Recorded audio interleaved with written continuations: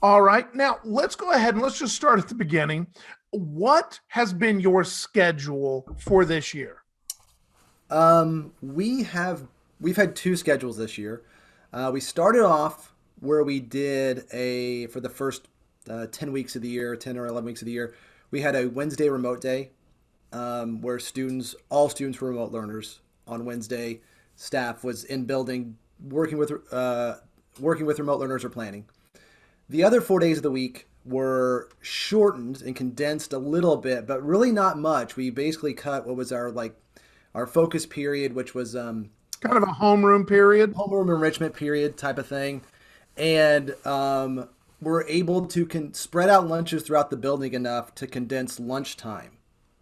So students weren't in the lunchroom, which forced us to have three high school lunches. They spread students out through the lunchroom, gyms, um, yeah, actually the three different gyms in lunchroom, and allowed them then to condense three lunches down to two. So we really only lost, which was really crazy about this schedule, whenever people would hear that students were only in class from 8 a.m. to 2:04 p.m.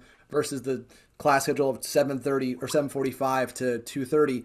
We only lost like a minute or two per class.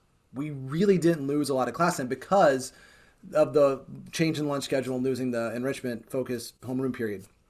So Okay. that was 4 days a week: Monday, Tuesday, Thursday, Friday. And it didn't matter if we had school off Monday. It didn't matter if we had school off Friday. That Wednesday was a fixed date, no matter what, that day was off for students from attendance in school physically, even if there was work.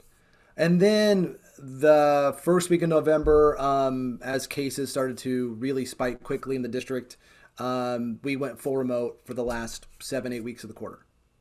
And so no students were in the building.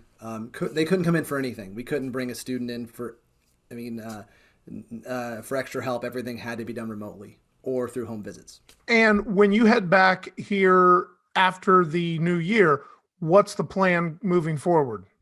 We're going to continue the full remote for the first amounts like 8 days after break until we get to the Martin Luther King weekend. And then that Tuesday, we go back to our Wednesdays full remote schedule we had back in September and October.